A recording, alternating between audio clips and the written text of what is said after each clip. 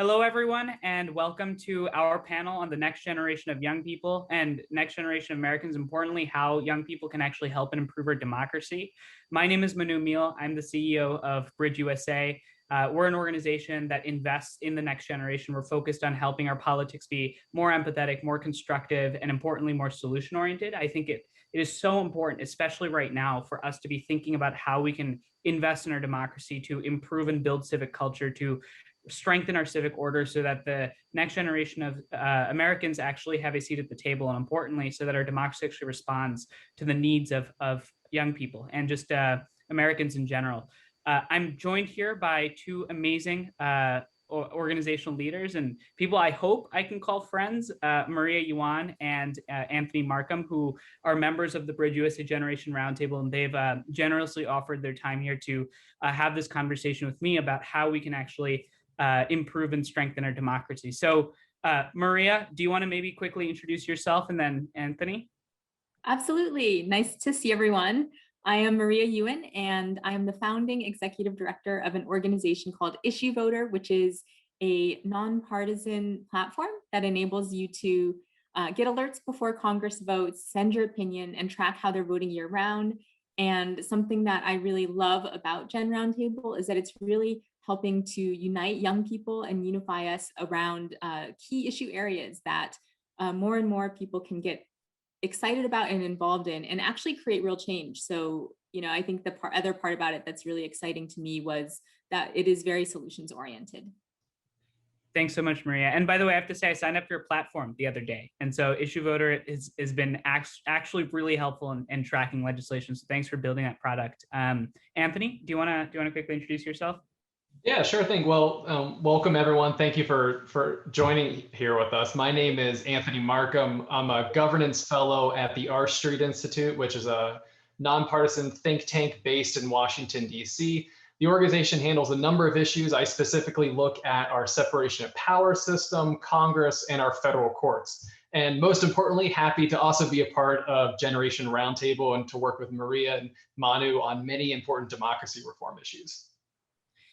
Thanks, Anthony. And I have to say that, American Promise is doing such important work, especially in this moment where we're thinking about how we can actually strengthen the voice of every individual and to reduce the amount of corruption in our politics. So I know that this is a conversation that's relevant for all three of us. And so with that, without boring our audience much further, let me jump right in and get to the first question, which is that, young people are obviously such an important part of the political equation.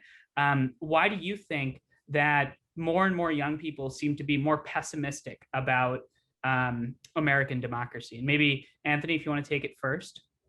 Sure. Well, I think the reason you see a lot of young people who are pessimistic about the state of our country is because things they've experienced in their young lives. I mean, for example, 9/11. And on 9/11, I was in middle school. Almost 20 years later, the war on terror continues. If you're in high school or college, you don't remember a pre-9/11 era.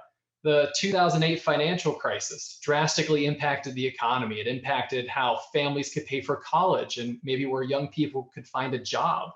Politics is another one. Politics has always been rough and tumble, but I think it's fair to say that we're in an incredibly hyper-partisan era where people often don't even have friends or associate with people who maybe belong to another political party.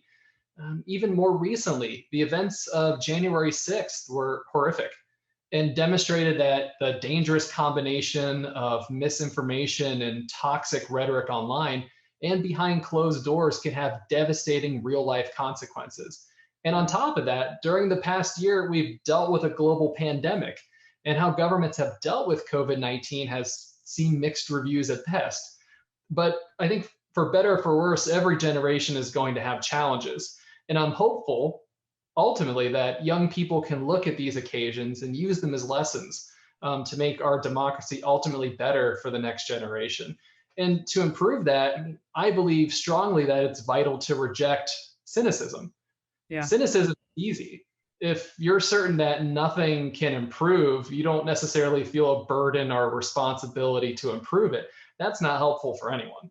On the other hand, optimism that young people, that this generation can do lots of good, that in my mind is something to look forward to and something that I think a lot of people will want to be a part of. Well, I appreciate you ending on that optimistic note, Anthony, because you really did describe and list some serious problems with our country, and I think that's what we'll get into is how we can fix some of those. Maria, what are your thoughts? I actually would frame the situation a little differently, which is that I don't think young people are pessimistic. I think young people really care about the issues. I think young people are getting involved. We're seeing lots of activism. I mean, studies even show that young people really do care about the issues. And so what I see happening is that there is a distinction between politics and policy. So when it comes to policy and the issues, I think young people are optimistic. I see young people speaking out. I see them organizing. I think that the way that people are doing it now in the next generation, kind of millennials and Gen Z, is just that it's not as maybe traditional as what we've seen in the past. Like voting is not the only thing that people are doing. People are organizing online. People are using the internet. And so I actually think it's very exciting to see what young people are doing on the issues that they care about. I think that what's not necessarily always happening is connecting the issues they care about to American democracy and politics and voting. And so at the end of the day, I think we do have to remember that no matter what issue you care about and whether or not you think you're political, because politics, yes, it can be so polarizing, it's policy that affects our lives, and policy is what can create the large scale lasting change that we all want to see in the world. That's really interesting, especially on the issue side. Actually, let me ask you a follow-up question on that, Maria. Just really quickly, what are some issues that you think young people are really passionate about? Just briefly.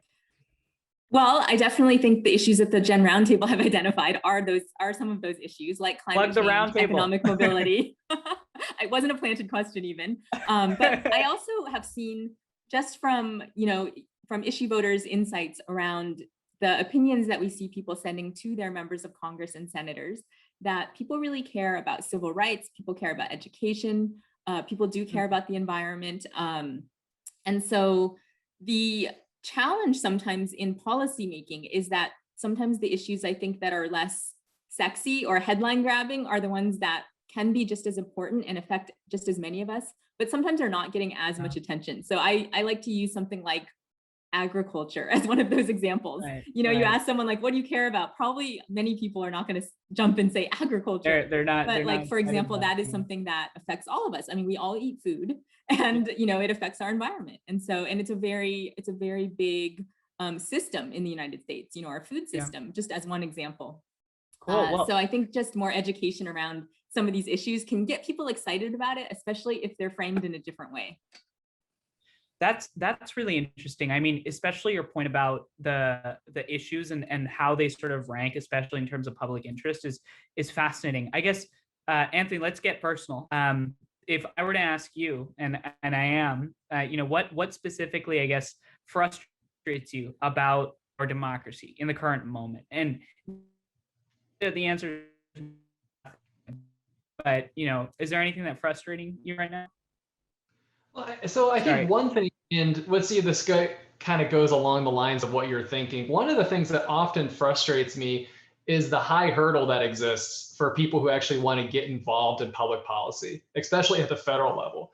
I think this is ultimately a bad thing because I think you're seeing a lot of instances where people are dissuaded, people who are passionate about public policy, who are maybe passionate about entering the arena, from actually being able to do so. And I think of this example. Like a lot of others, I first went to Washington, D.C. on a high school field trip. It was an awesome experience. It got me really interested in public policy. I met people who were interested in the same things I was. And from that, I wanted to have a career where I could be involved in some of these really pressing contemporary debates and questions facing the country. So how do you get your foot in the door? How do you get involved? Well, I think some people are really fortunate and connected. They have close friends or maybe family that work in this space. But the vast majority of people who I think are interested about these topics, maybe who aren't even from the immediate DC area, don't have those kind of networks or experience of knowing where to go or what to do. For young people, a popular avenue is interning. Helps get your foot in the door, whether in Congress, a federal agency, a nonprofit, what have you.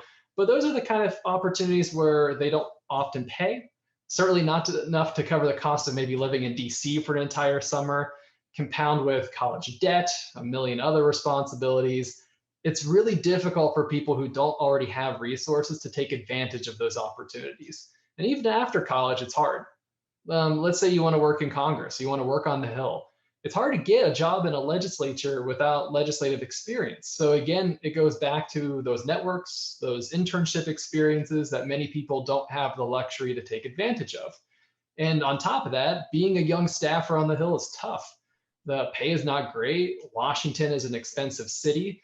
Most college students have some form of debt. Turnover is high on the Hill because companies want to hire those staffers that have that experience. And this turnover is the kind of thing that ultimately hurts Congress's institutional knowledge. And in the end, I think one thing we've regrettably done is largely have failed to pay it forward. We've done a poor job of finding ways to help young people who want to pursue a career in public service and giving them the resources to do so. And more can be done and more has to be done, I think. And so not only does this hurt the next generation who wants to get involved, it's ultimately bad for our institutions, I think. Sure. I mean, for the audience that's listening, the bottom line that Anthony's getting at is you got to pay young people more. So there you go. Give us some more money so we can go work in the Hill. I guess, one of the things that Anthony's getting at is the larger structural inequities that exist in just democracy in general. And I think all three of us would agree this isn't some liberal talking when we just think, it's a problem that describes the current system. I guess, Maria, a question that sort of Anthony's starting to get at is the question of voice and whether or not everyone has a relatively equal ability to actually influence politics. Do you believe that every American has an equal voice right now, and or do you think more can be done? Well, definitely more can be done. So right now, the people that Congress are hearing from are people that are the most well-organized or most well-funded in most cases. And so that's definitely where we can level the playing field. One of, to the point around what frustrates me, it's one of the things that really frustrated me is that I worked on a campaign in Iowa where people are super engaged during election season, but just like everywhere else, it's hard to be engaged in the off season.